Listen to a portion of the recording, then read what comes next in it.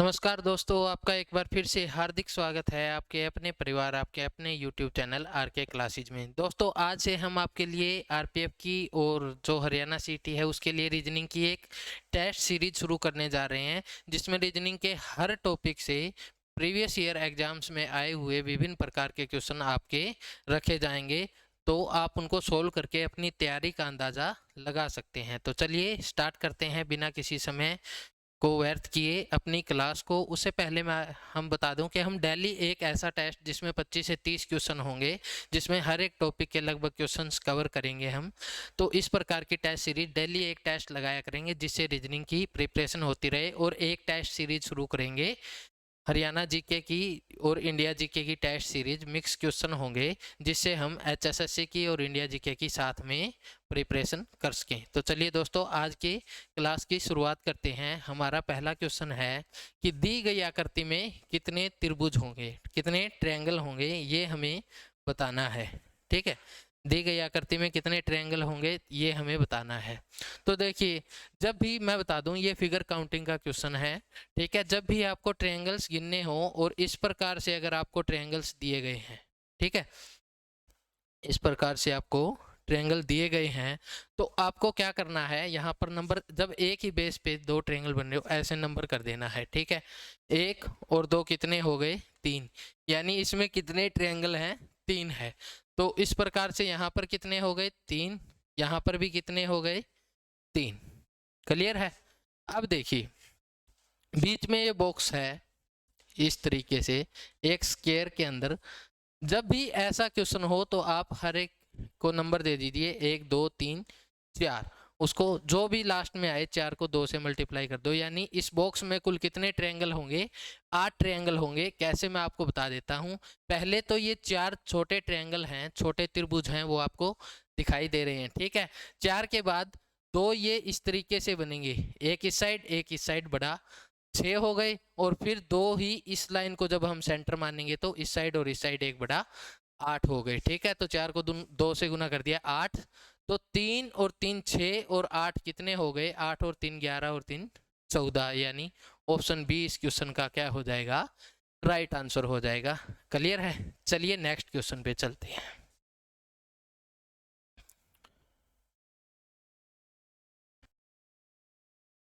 देखिए, अक्षरों सी के आई के रो में से प्रत्येक अक्षर को केवल एक बार प्रयोग करके कितने अंग्रेजी के अर्थपूर्ण शब्दों का निर्माण किया जा सकता है। ऐसा क्वेश्चन आता है कि अर्थपूर्ण, एक तो इसे किक बन गया, ठीक है, किक बन गया।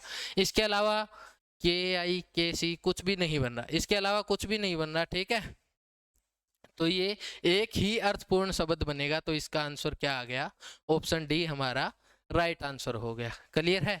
चलिए नेक्स्ट क्वेश्चन पे चलते हैं।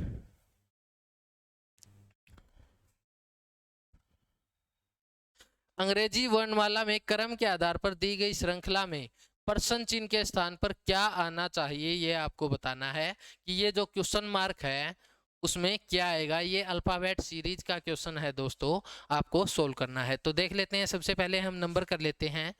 12, एल का नंबर 12, डी का 4 और पी का 16, जी का 7, एच का 8 और ओ का 15, बी का 2, एल का 12, एन का 14, डब्ल्यू का 23, पी का 16 और एम का 13। अब देखिए, 12 फिर 7 फिर 2, 12 में से 5 माइनस किया 7, 7 में से 5 माइनस किया 2, 2 में से 5 माइनस करेंगे तो यानी 26 होते हैं टोटल। 2 चले जाएंगे, ये बताया है ना मैंने जब टॉपिक करवाया था। इस तरीके से स्टार्ट करते हैं और x y z पर खत्म होते हैं। तो a से अगर पीछे जाना हो तो दोबारा z से पीछे जाते हैं। ठीक है, और z से आगे जाना होता है तो दोबारा a से स्टार्ट करते हैं। यानी 26 में कुछ जोड़ना हो तो दोबारा 1 2 3 से स्टार्ट करते हैं, और एक में से कुछ घटाना हो तो वापिस 26 में से घटाना शुरू कर देते हैं। यानी 2 तो ये घट गए, 5 माइनस करना है, 7 माइनस 5 करना है, 2 हो गया, 2 माइनस 5 करेंगे, 2 तो ये घट गए, 3 26 में से घटेंगे तो 23 आ गया। ठीक है, 23 में से 5 माइनस करेंगे आएगा 18, 18 पे क्या आएगा आपका r। अब r इन दो ऑप्शन में है तो ये आपके गलत हो गए। दूसरा देखिए, 4 फिर 8 फिर 12 फिर 16, तो आगे आपका 20 आएगा, यानी t आएगा। क्लियर है, RT। और लास्ट वाला एक ही ऑप्शन ऐसा है तो L हो जाएगा 16, 15, 13, सॉरी 14, 13, आगे 12 वाला L आ जाएगा। इस प्रकार से आपको ऐसे क्वेश्चंस को सोल्व कर देना है। क्लियर है, चलिए नेक्स्ट क्वेश्चन पे चलते हैं। क्वेश्चन नंबर 4, ये कोडिंग डिकोडिंग का क्वेश्चन है। चलिए जल्दी से देखते हैं। एक निश्चित कूट भाषा में दिस इज म्यूजिक को TABUKA लिखा जाता है और हु टच दिस को PIKABI लिखा जाता है, तो उस कूट भाषा में दिस को कैसे लिखा जाता है? तो ऐसे क्वेश्चन में हमें कॉमन को फाइंड आउट करना होता है। कॉमन देखिए, कॉमन वर्ड देख लीजिए, ये सेंटेंस है दिस इज म्यूजिक और हु टच दिस, इन दोनों में दिस कॉमन है, अकेला दिस कॉमन है। इन दोनों में देखिए क्या कॉमन है, KA कॉमन है, KA कॉमन है, बाकी कोई भी सेम नहीं है। दिस यहाँ पर भी आया है, दिस यहाँ पर, तो दिस का कोड यहाँ पर भी मिलेगा, यहाँ पर भी, यानी क्या हो गया, KA दिस का कोड हो गया। क्लियर है, चलिए नेक्स्ट क्वेश्चन पे चलते हैं। क्वेश्चन नंबर 5, विकल्पों में दी गई उस आकृति को पहचानिए जिसे प्रश्न चिन्ह के स्थान पर श्रृंखला तार्किक रूप से पूरी हो जाएगी। जल्दी से बताइए भाई, जल्दी से बताइए।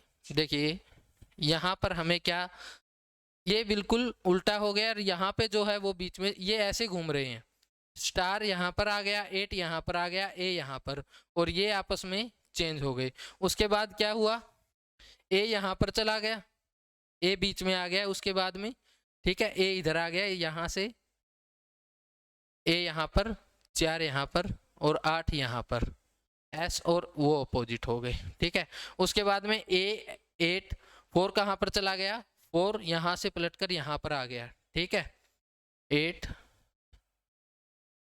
और वाला 4 यहाँ पर, फिर नीचे, ठीक है, ऐसे जा रहा है अभी, ठीक है। S यहाँ से नीचे आएगा, S यहाँ से ऊपर गया, फिर एक स्थान नीचे आया, फिर यहाँ पर चल गया, यहाँ से ऐसे घूम रहा है।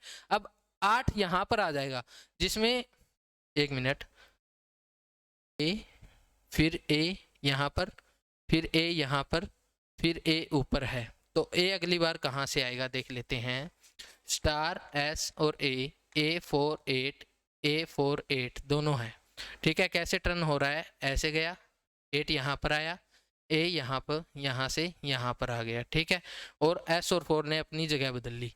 अब उसके बाद क्या हुआ, फिर से इनमें देखिए, स्टार यहाँ पर चला गया, दूसरी बार में क्या हुआ, स्टार यहाँ पर, इन दोनों ने अपनी जगह बदल ली, और ये एक तरफ यहाँ से ये यहाँ से यहाँ आ गया, और ये यहाँ से यहाँ गया। अब अगले में देख ले, यहाँ से क्या हुआ, यहाँ से फिर इसमें जाते हैं तो A और फिर से अपोजिट, और ये वापस टर्न हो गए। तो अब इसकी तरह टर्न हो गए जैसे पहले से दूसरे में टर्न हुए थे। कैसे, ये दोनों अपनी जगह बदल लेंगे, 8A आ जाएगा, 8A, तो ये दोनों ऑप्शन गलत हो गए, 8 और A आ गया, ठीक है।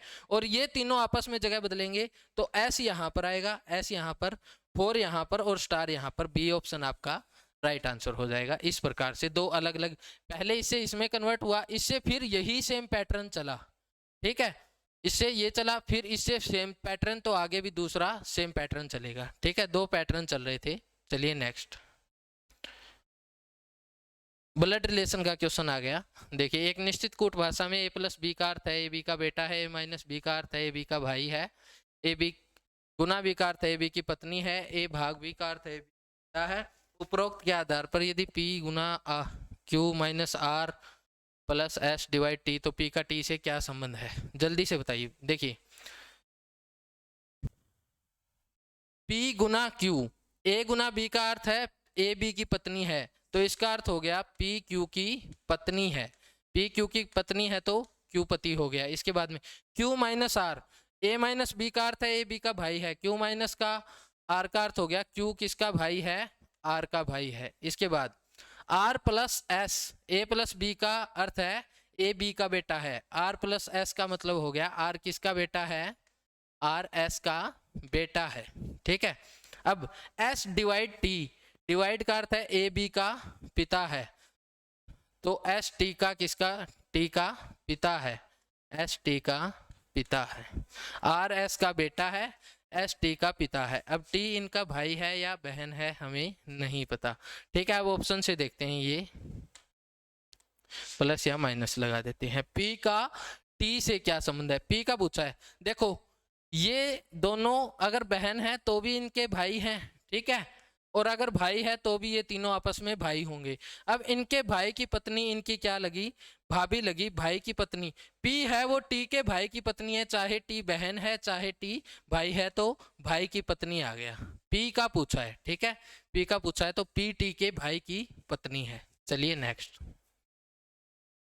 Question number 7। यदि नीचे दी गई शीट को मोड़कर एक घन बनाया जाए तो एट द रेट के विपरीत फलक पर कौन सा चिन्ह होगा। एट द रेट के विपरीत फलक पर, उम्मीद है आपको थोड़े छोटे हैं, थोड़े से बड़े लिख देता हूं मैं। यहाँ पर ब्रैकेट है, ठीक है, ये वाली मंजिला ब्रैकेट बोलते हैं। यहाँ पर एस है, ठीक है, यहाँ पर एट द रेट है, यहाँ पर एंड है, और यहाँ पर डॉट है, ठीक है, और यहाँ पर ए है, ठीक है, ऐसा। तो एट द रेट के विपरीत फलक पर कौन सा चिन्ह होगा ये बताया है। तो ओपन डाइस में क्या होता है, ये दोनों एक दूसरे के अपोजिट होते हैं, ए और डॉट एक दूसरे के अपोजिट है, तो एट द रेट के अपोजिट क्या आ गया, एंड का सिंबल आ जाएगा। ऑप्शन डी क्या हो जाएगा आपका राइट आंसर हो जाएगा। क्लियर है, चलिए नेक्स्ट पेज चलते हैं।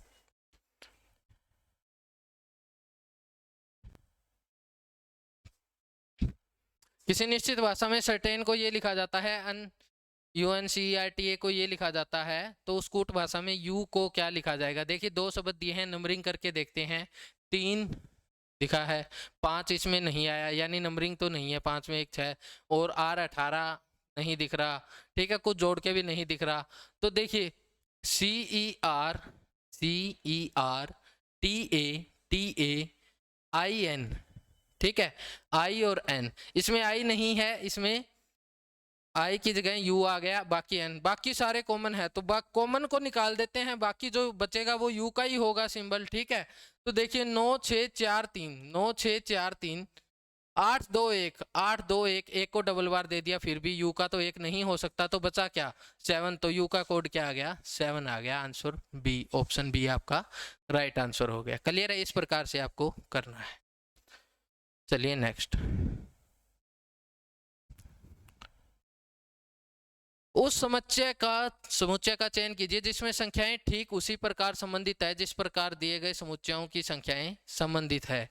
कौन के घटक अंकों में अलग अलग किए बिना पूर्ण संख्याओं पर सक्रियाएं की जानी चाहिए। उदाहरण के लिए संख्या 13 पर सक्रियाएं जैसे 13 को जोड़ना घटाना आदि किया जाए, यानी 13 के साथ आप घटाना जोड़ना प्लस करना माइनस करना कर सकते हैं, लेकिन 13 को 1 और 3 में 1 को इससे गुना कर दिया, 3 को अलग गुना कर दिया, ये वाला जो मेथड आप नहीं लगा सकते अलग अलग करने की, या फिर 1 और 3 पर गणितीय सक्रियाएं करने की अनुमति नहीं है। यानी जो कुछ है सभी पे एक साथ होना है, ये नहीं 111 में 1 1 1 के ऊपर कोई पैटर्न लगाएंगे, ठीक है।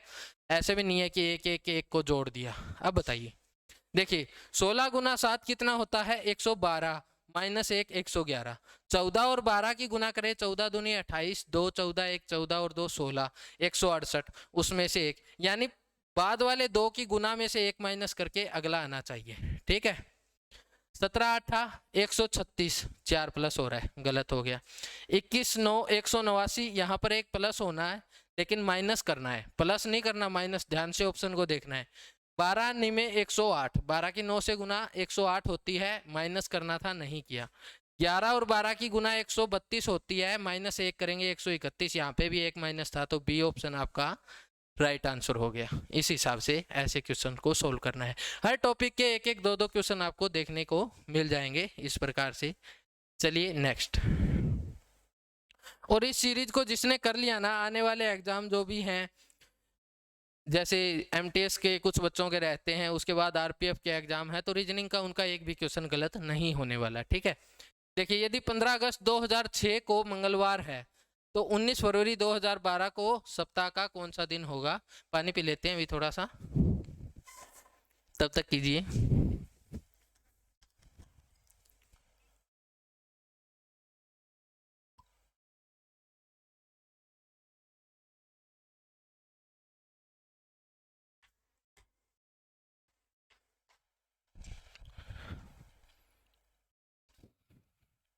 देखिए 15 अगस्त 2006 से 2012 तक जाना है, ठीक है। तो कैसे करोगे इस क्वेश्चन को? दो करने के तरीके, एक तो आप एग्जैक्ट डे निकाल लो, उसका उससे डिफरेंस देख लो, ठीक है।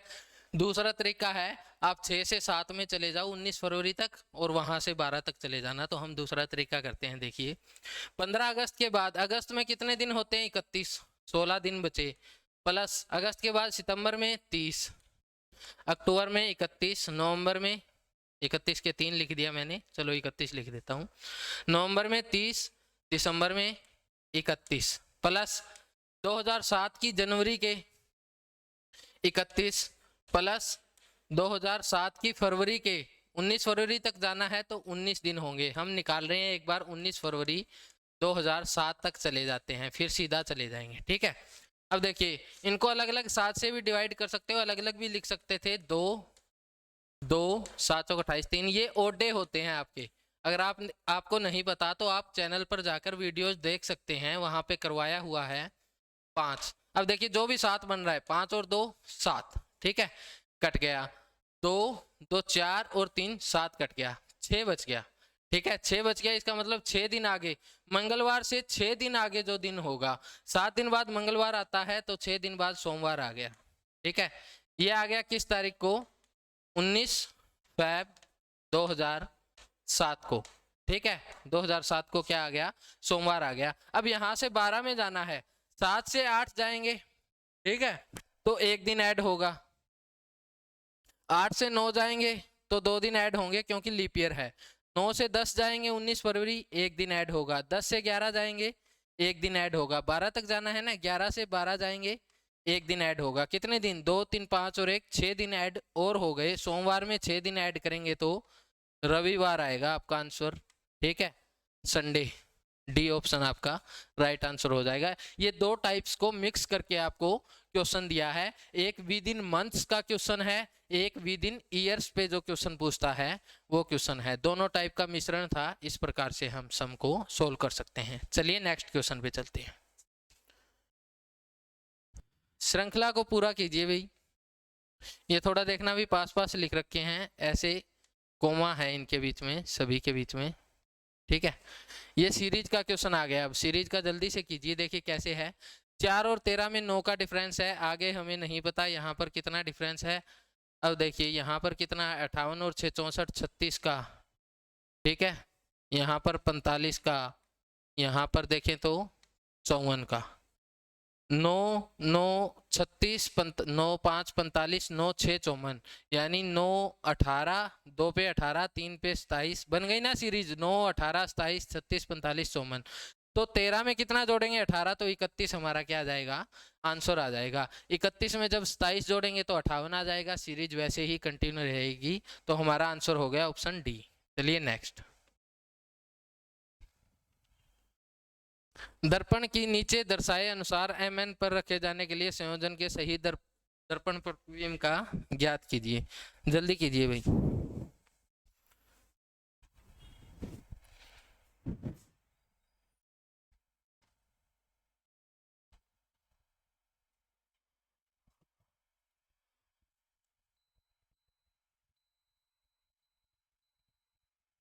कीजिए भी, जल्दी कीजिए, गर्मी हो रखी है थोड़ी। दर्पण के नीचे दिखाए अनुसार mn पर रखे जाने पर दर्पण प्रतिबिंब बताना है। देखिए अब इसमें हम क्या करते हैं, जो दर्पण के पास की तरफ जो साइड होती है ना, उसको दर्पण की तरफ ऐसे ऐसे आर बनेगा। अब आर ऐसा है तो ये ऑप्शन तो निकल गया। अब ई कैसा बनेगा? ई ऐसा बनेगा। ई ऐसे है तो ये वाला ऑप्शन भी निकल गया, ठीक है। इन दो में से एक आएगा। अब W सेम है। 4 और 2 में से 2 की इमेज, एक तो पहले आया ही 2 है। मिरर की तरफ देखना है, मिरर की तरफ जो है वो पहले आएगा, मिरर से जो दूर है वो बाद में आएगा। तो 2 है वो मिरर के पास है, 4 के बजाय 2 पहले आएगा। 2 पहले आएगा तो कौन सा सही हो गया? ऑप्शन बी राइट आंसर हो गया। क्लियर है? इस प्रकार से कर देंगे इनको। चलिए नेक्स्ट।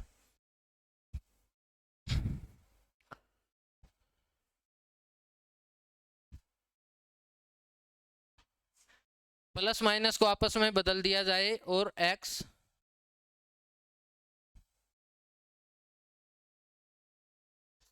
यदि प्लस और माइनस को आपस में बदल दिया जाए और एक्स और डिवाइड को आपस में बदल दिया जाए, इसका कहने का मतलब है जहां पर प्लस है वहां पर माइनस, और जहां पर गुना है वहां पर भाग, भाग है वहां पर गुना, और प्लस है वहां पर माइनस, माइनस है वहां पर प्लस। तो इसका आंसर क्या होगा? ये मैथमेटिकल एक्सप्रेशन का क्वेश्चन है, कर दीजिए सोल्व। सबसे पहले डिवाइड होता है, 2 आएगा, 2 को 7 से फिर मल्टीप्लाई होता है, 14 आ जाएगा, प्लस 2 है, 14 का प्लस का 14 है, प्लस माइनस का 14 है, प्लस 2 है, 14 से 14 कैंसिल हो गया, 2 आंसर आ गया, option D is the right answer. Clear है? चलिए नेक्स्ट क्वेश्चन पे चलते हैं।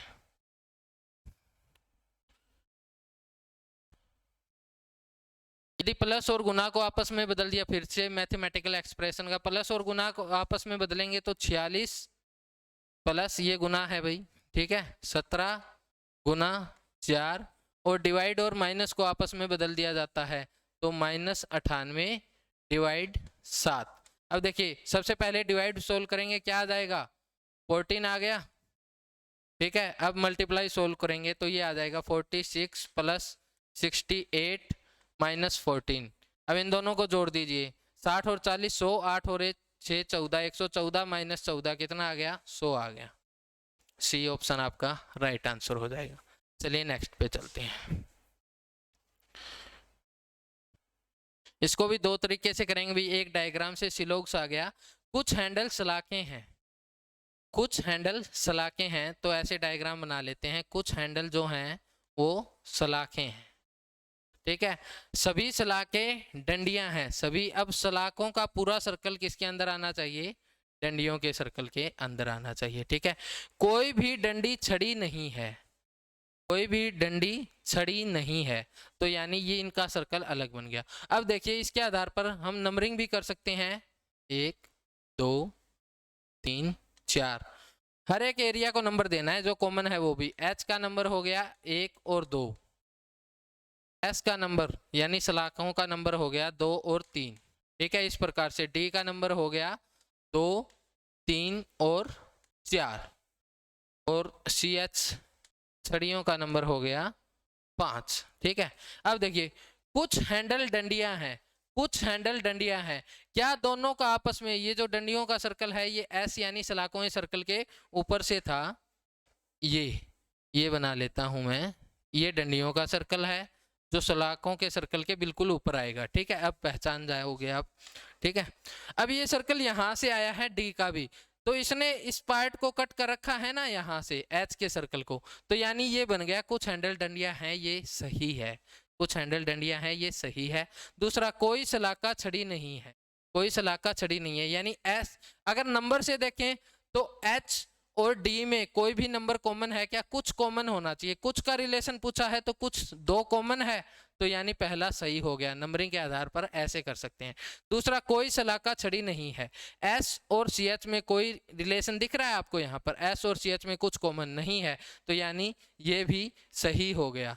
तो निष्कर्ष 1 और 2 दोनों अनुसरण करते हैं, ऑप्शन डी आपका राइट आंसर हो जाएगा। ये था सिलोग्स का क्वेश्चन। चलिए नेक्स्ट।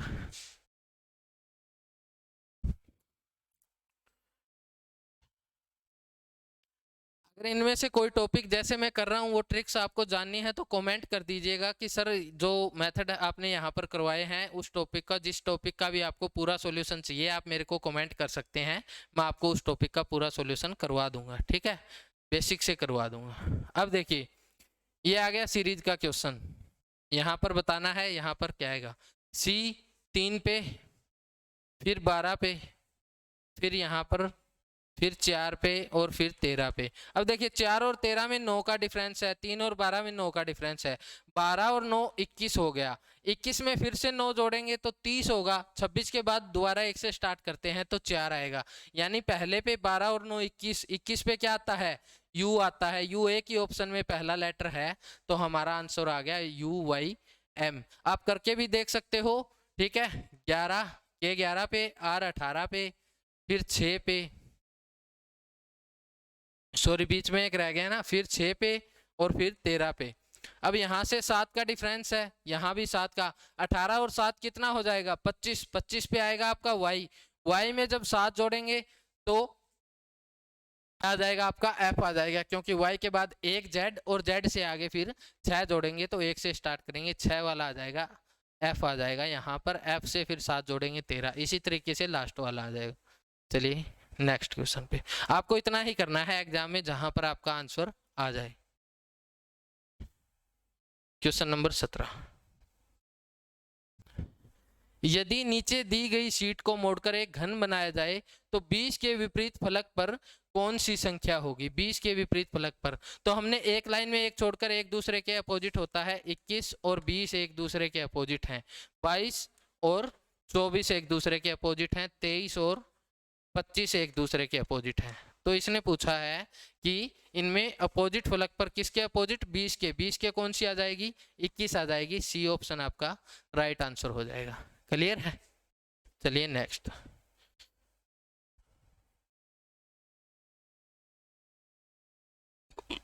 दर्पण को नीचे दर्शाए अनुसार एमएन पर रखे जाने के संयोजन के लिए सही प्रतिबिंब।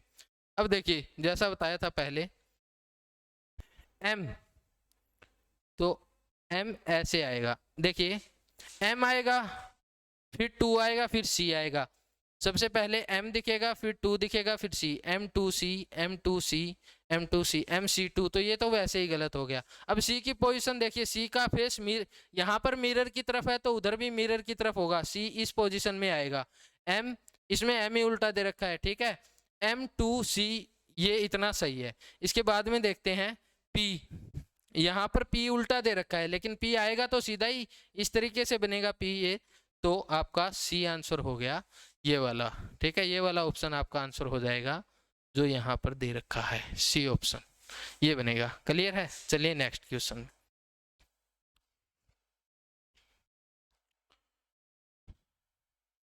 क्वेश्चन नंबर 19, उस युग्म को चुनिए जो उसी पैटर्न का अनुसरण करता है जो नीचे दिए गए युग्मों के दो समुच्चय द्वारा किया जाता है, दोनों युग्म समान पैटर्न का अनुसरण करते हैं। समान पैटर्न क्या है इसमें? देखिए भाई 3 है, ये 6 है, ये 10 है, ये 13 है, और ये 13 है, ये 16 है, यानी प्रत्येक में 3-3 का डिफरेंस है, 1 है तो 4 है, 8 है तो 11 है, 12 है तो 15 है, ऐसे ही सभी में 3-3 का डिफरेंस होना चाहिए। कैसे?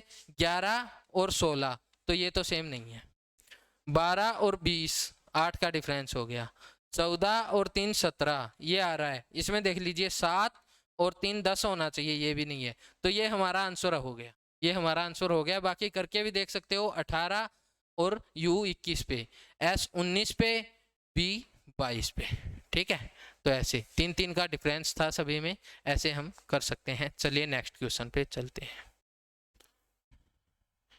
श्रृंखला आ गई भी फिर से, देखिए कितना डिफरेंस है यहाँ पर, 19 और 52 का डिफरेंस है, इसमें 70 और 50 220 और 52 का ही यहाँ पर है, यहाँ पर भी 52 और 23 75, यहाँ पे भी 25 और 27 52, सभी में 52 का डिफरेंस है, इसमें 52 जोड़ देंगे, 20 और 50 70 और 9 यानी 79 379, इसका आंसर आ जाएगा डी ऑप्शन राइट आंसर हो जाएगा। क्लियर है? इस प्रकार से ये पेपर में आपको प्रश्न देता है। चलिए नेक्स्ट, एक तरह का अनुसरण करते हुए जिस प्रकार 105 15 से उसी तरह का अनुसरण करते हुए 154 22 से संबंधित है, तो इनमें से आपको बताना है 189 से कौन सा संबंधित होगा। देखिए 15 गुना 7 कितना होता है? 105, 22 गुना 7 होता है 154, तो 189 किसका 7 गुना होगा, इसे डिवाइड कर दीजिए। वैसे अगर आपको टेबल या पहाड़े आते हैं तो 27 का होता है, 20 आता है 140, 7 7 49, तो 189 किसका होता है? 27 का 7 गुना है, तो आंसर आ जाएगा 27। चलिए नेक्स्ट,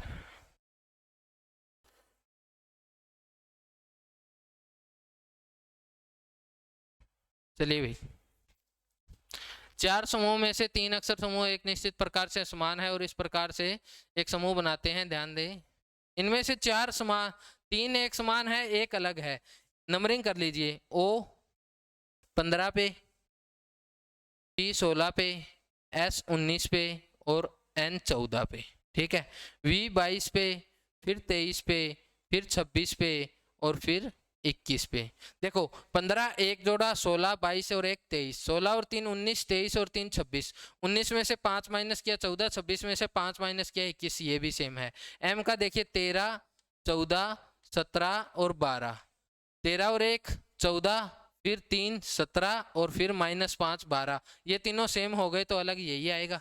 ठीक है, अलग कैसे आएगा देखिए, 5 फिर 6 फिर 8 फिर 4, 5 6 तक सेम था, आगे 3 जोड़ना था 9 आना था, फिर 5 माइनस करके 4 आना था, यहाँ पे 9 आना था 8 आया है, तो ये अलग हो गया, तो ये हमारा आंसर हो गया। ठीक है, चलिए नेक्स्ट क्वेश्चन नंबर 23। यदि प्लस और माइनस को आपस में बदल दिया जाए, प्लस और डिवाइड को आपस में बदल दिया जाए तो निम्नलिखित समीकरण को कैसे, प्लस और माइनस को गुना और डिवाइड को, यानी 91 डिवाइड 7 -27 प्लस 7 और गुना 13, ये आ जाएगा। 91 डिवाइड 7, 91 डिवाइड बाई 7 कितना हो गया 13, -27 प्लस 13 को 7 से गुना करेंगे 91 आ गया। ठीक है, अब ये किसके बराबर होगा, 91 और 13 104, 104 में से माइनस करना है 27, 4 ये गया 23 हो जाएंगे, तो कितना बचेगा 77 बचेगा। ठीक है, चलिए नेक्स्ट बताइए भाई। उस शब्द का युग्म जो नीचे दिए गए शब्दों के युग्म में व्यक्ति के समान संबंध का सबसे अच्छा निरूपण करता है, शब्दों का अर्थपूर्ण हिंदी शब्दों के रूप में माना जाना चाहिए। उन्होंने शब्द में जिस प्रकार विनम्र नम्र से संबंधित है, सफलता असफलता, ज्ञान अज्ञान, स्पष्ट प्रत्यक्ष, बहादुर भयभीत, ये देखिए इन दोनों का अर्थ सेम होता है, नम्र या विनम्र, ये अपोजिट नहीं है एक दूसरे के। ठीक है, विनम्र स्वभाव होता है, नरम स्वभाव, एक ही बात होती है। तो यहाँ पर देखिए सफलता और असफलता एक दूसरे के अपोजिट हैं, ज्ञान और अज्ञान एक दूसरे के अपोजिट हैं। ठीक है,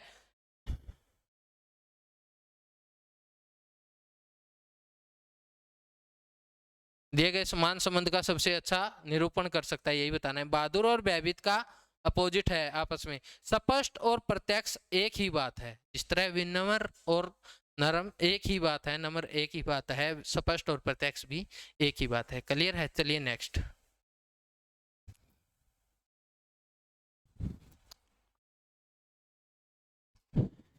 ये आ गया आपका क्वेश्चन। नीचे दी गई आकृति उस सही दर्पण प्रतिबिंब को चुनिए जो नीचे दर्शाए गए अनुसार दर्पण। अब देखिए यहाँ से दूर होता जाएगा, ये तीनों ब्लैक डॉट हैं तो ये तीनों ब्लैक आएंगे, और ऊपर की तरफ चढ़ता जाएगा, ऊपर की तरफ चढ़ रहा है, तीनों ब्लैक एक इसी ऑप्शन में है, तो बी आपका राइट आंसर हो जाएगा। इस प्रकार से आप क्वेश्चंस को कर सकते हैं। क्लियर है, चलिए आज के लिए इतना ही, बाकी मिलते हैं अगली क्लास में, बहुत सारे अच्छे अच्छे क्वेश्चंस आपके लिए लेके आएंगे। ठीक है, तो ऐसे ही जुड़े रहिए। अपनी रीजनिंग का आप एक हिसाब से इसको टेस्ट लगा लो, टेस्ट में आपको पता चल जाएगा कि एग्जाम में ऐसे ही क्वेश्चन मिलते हैं, आपको भी पता है। तो अगर आप यहाँ पर कितना जल्दी सोल्व कर पाते हो आपको समझाया है, वरना ये सारे क्वेश्चन आप 25 क्वेश्चन ये मान के चलिए 15 से 16 मिनट में आप आराम से सोल्व कर सकते हो। ठीक है, तो आज के लिए इतना ही, धन्यवाद। जय हिंद, जय भारत। जुड़े रहिए इस सीरीज के साथ और अपनी तैयारी को परखते रहिए। साथ साथ में जो भी आपको सम प्रॉब्लम आती है तो कमेंट कर दीजिए जिस टॉपिक में, उस टॉपिक को हम बेसिक से आपका कवर करवा देंगे। तो चलिए आज के लिए इतना ही, धन्यवाद। जय हिंद, जय भारत। वीडियो को ज़्यादा से ज़्यादा शेयर करना ना भूलें।